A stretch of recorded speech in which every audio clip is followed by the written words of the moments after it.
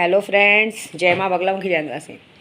इतनी रात को वीडियो बनाने का ये मतलब है कि बताने के लिए कि मैं भले शादी में आई हूँ लेकिन मैं आप लोगों के काम से पीछे नहीं हूँ। अभी हम लोग मैं और स्नेहा पूजे पे बैठ गए हैं, जल्दी आ गए थे। एक बात के लिए सॉरी बोलने के लिए, दोपहर को मैंने जो वीडियो बनाई थी शायद कितने लोगों को हर्ट हुआ रहेगा कि भाई ये हमारे लिए बोल रही है, लेकिन मैं एक ही बात बोलूँगी, मैं कोई गलत बात नहीं कही हूँ किसी के लिए। मुझे बुरी बात तब लगती है कि जब मुझे ये बुरा लगता है कि हम अगर आपको अपना माँ बाप समझते हैं या किसी को भी कुछ भी समझते हैं तो उनको भी ये बात समझनी चाहिए। क्योंकि भी हाजीदा ने बताया, माँ आपके लिए सब नेगेटिव सोच रहे हैं, आप जो बातें बता रही हो तो उनको ऐसा लग रहा है कि गाँव तक बात चली जा रही है, बदनामी होगी। बदनामी क्यों होगी? बदनामी कुछ नहीं होगी, उल्टा सबको ये बात पता है कि कौन क्या कर रहा है। बदनामी तो तब होगी जब आप लोग ऐसे कोई गलत हरकत करोगे। क्योंकि मैं झूठ नहीं बोलूँगी, मैं मुँह पे बोलूँगी। जो अनुज की बहन आई है, सारिका, क्या नाम है वो, मेरी आई है ना, धावड़े, रसिका धावड़े, वो तो आंटी को मैंने आज ऐसे ही पूछा तो वो तो बोली हमारे गांव में बहुत काला कांडी होता है। या तो मैंने ऐसे कुछ उनको बातें बताई कि मुझे ऐसा पता कुछ चला है, तो वो बोलती है कि इसका मतलब 100% है कि कुछ तो काला कांडी होने वाला है, क्योंकि हमारे में तो करती है कुछ। मैंने बोला मैं एक ही बात बोलूँगी, आपको जो करना है करो। पता नहीं, हम लोग, मैं एक ही बात बताना चाहूँगी, एक बार अलग किया गया था मेरे केशव के पापा को, 307 का केस लग गया है क्योंकि उन पर मुसीबत का पहाड़ टूट पड़ा है। मत करना ऐसी गलती।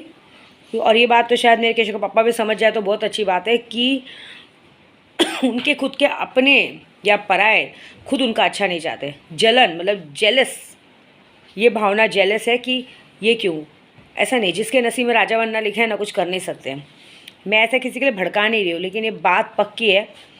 अभी आज ही अभी हमारा आईनी हमले चालू है। हाजिदा ने यही बताया है कि माँ आप इतना अच्छा करते हो ना तो भी वो लोग आपके लिए नेगेटिव ही सोच रहे हैं, ये कर रहे हैं। और दूसरी बात, ये बात सिर्फ हमको दादा तक ये बात पहुँचानी है कि एक बार आरिफ शेख ने आप दोनों को अलग किया था तो वो बंदा बीमार पड़ गया और 307 का केस हो गया। वो तो नसीब से हमने वापस से आप आए उनको किया, लेकिन दोबारा ये गलती की। देखो उधर उनके जो भी उन लोग आपको दोनों को अलग करना चाहते वो लोग ये बात नहीं समझेंगे। उन लोग को ये बात नहीं समझ में आएगी, उनको अपना ही स्वार्थ चाहिए। उनको ये बात नहीं समझ में आती है कि अगर ये नहीं होती तो क्या होता। तो अगर दोबारा ऐसा हुआ ना माँ, तो इस बार दादा इतनी बड़ी, अगर आप तो उनके लिए अच्छा कर रहे हो, पूरे घर के लिए सबके लिए अच्छा कर रहे हो, लेकिन इस बार अगर मैं ऐसा कोई बड़ी बात नहीं कह रही हूँ, बोलते देखो विनाश काले विपरीत बुद्धि। अगर इस बार ऐसा कुछ हुआ, ये बात तो दादा को समझनी चाहिए कि उनको क्या करना चाहिए। लेकिन अगर इस बार कुछ हुआ तो ये बात है कि फिर उनको बचाने वाला कोई नहीं मिलेगा। इतनी बड़ी मुसीबत में आएंगे कि शायद उन्हें खुद को उस बात का पछतावा होगा कि मैं क्यों इन चूतिए लोगों के बातों में आया।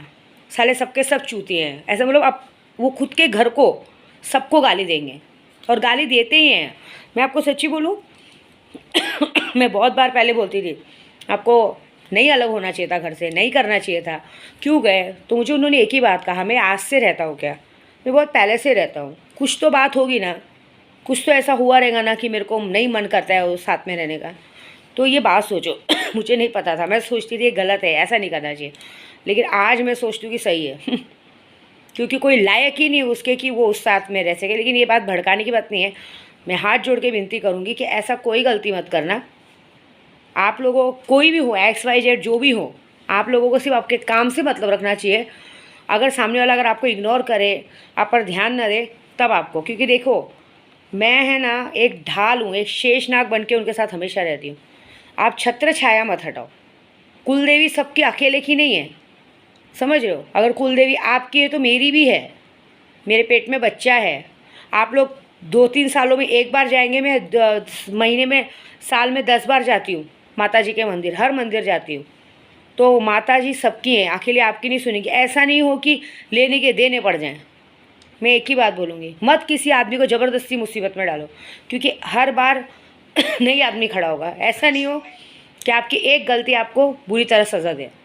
दूसरी बात, अब ये बात तो झूठ नहीं बोलूँगी, अब ये जिसको समझनी चाहिए बात वो समझेगा कि एक ही बात समझाऊँगी, एक ही बात समझेगा कि बुरे वक्त में कोई काम नहीं आया था सब तो ये सोच रहे थे कि क्यों, मुझे याद है आज भी कि जब केशव के पापा की बेल का मैसेज आया था कि उसकी बेल अपील हो गई, मतलब बेल फाइल हो गई, तब घर वालों का रिएक्शन ऐसा था कि अरे अरे उसका कैसे हो गया, इसका क्यों हो गया, मतलब नहीं था, ज़रूरत किसी को नहीं थी ज़रूरत सिर्फ विद्या देवी को थी, बाकी किसी को ज़रूरत नहीं थी। बाकी बाद में भले मगरमच्छ के झूठे आंसू बहाए गए, ये गए, मुझे कोई मतलब नहीं है। बस मैं जिसको मुझे जिसको समझाना है मैं उसको ही समझाऊंगी कि बाप बड़ा ना भैया, सबसे बड़ा रुपया। जब तक जेब में पैसा है ना तब तक सब मान सम्मान करेंगे सब आपकी एड़ी के नीचे झुके रहेंगे। लेकिन वो दिन याद रखना कि जब आपके पास कुछ नहीं था तो हर किसी ने आपकी कुत्ते की बराबर इज्जत की है, चाहे कोई भी हो।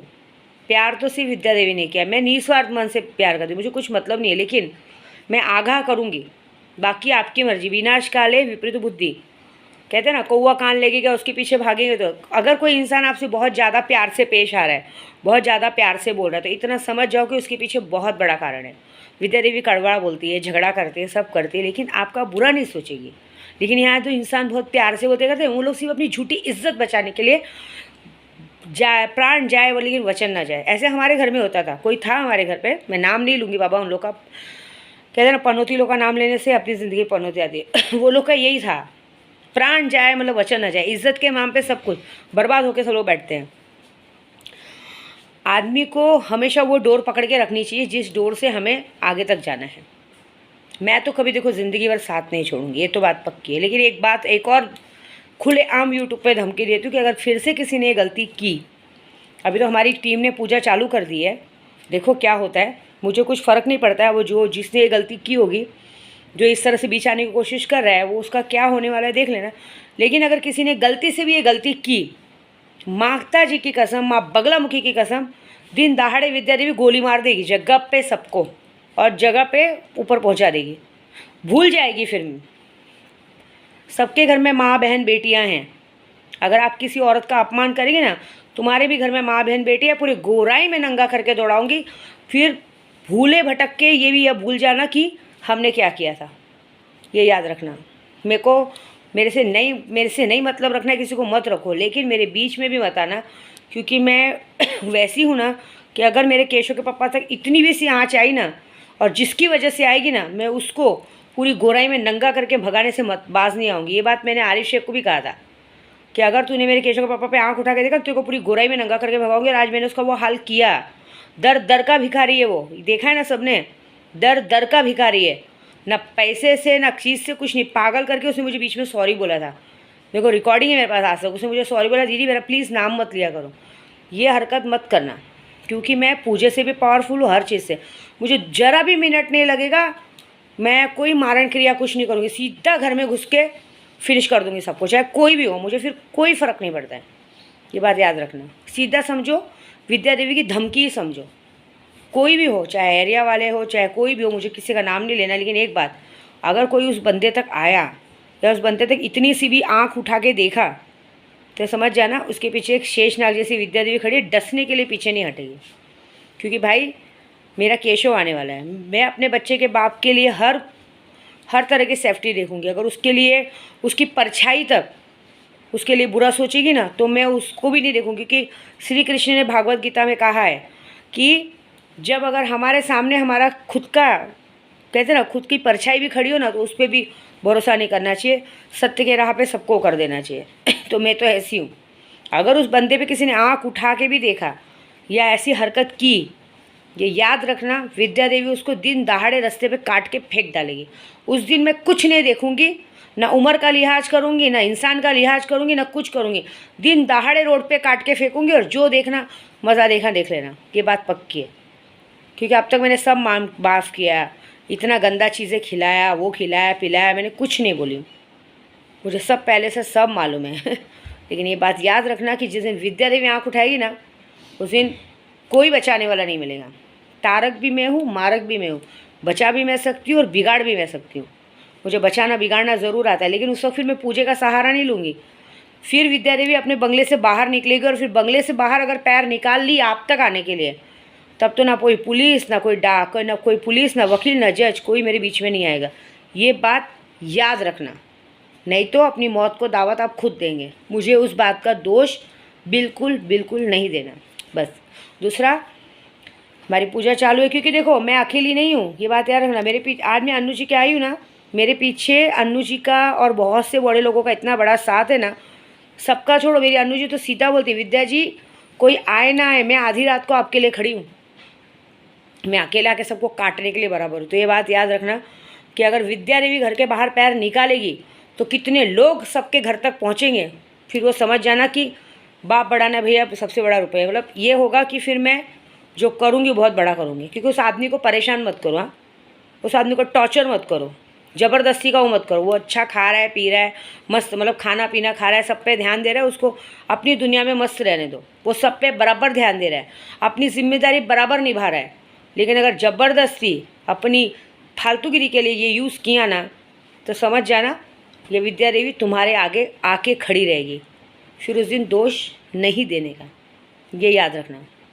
फिर ये नहीं बोलना कि मैंने वार्निंग नहीं दिया था, क्योंकि ये मेरी वीडियो पुलिस स्टेशन तक जाती है, ये बात याद रखना। मैंने आरिफ शेख और उसकी पूरी टीम को मट्टी चटा दी है, तो तुम जैसों का क्या हाल करूँगी ना, फिर मुझे बोलना मत कि मैंने क्या किया। मेरे बीच में नहीं आने का, बस। बाकी का आपकी मर्ज़ी, जो देखो। दूसरा काम बहुत चालू है अभी हमारा, आयनी अमलेट चालू है। अब हम लोग जड़ी हटा देंगे। अभी जो करेंगे, अभी तो मुझे देखना है कि कौन ये फालतूगिरी करता है देखो क्या होता है अगर सामने वाला अब तुमसे बात कर लिया तो मेरी नाम बदल देना। हम लोग जो पूजा पाठ कर रहे हैं, क्योंकि हमारे लिए पूजा पाठ बहुत ज़रूरी है। अभी मैं अन्नू जी के पास से आ गई हूँ। अन्नू जी बोली जाइए विद्या जी भी, हम लोग कल शादी में जाना है। कल उनकी बहन की लड़की की शादी है, जय भीम वालों की। भाई मैं भी तो जय हूँ ही अब तो उनके साथ में, तो मैं भी कल जाऊँगी शादी में, फिर उसके बाद मैं घर आऊँगी। लेकिन ये समझ लो जस्ट वार्निंग, बाकी तुम्हारी मर्ज़ी। बाकी हाँ, सबका काम हो गया है अच्छे से, बाकी लोगों का काम कर रहे हैं, शक्तियाँ एडिट कर रहे हैं। अभी हम लोग सुबह 4 बजे तक बैठेंगे यहाँ कंटिन्यू। स्नेहा सुरो फील कर रही है, अब देखो क्या होता है मज़ा। ऐसा ऐसा नाच नचाएंगे ना कि याद रखिए कि तुम्हारी हस्ती बिगड़ जाएगी, ये बात पक्की है। जय माता दी।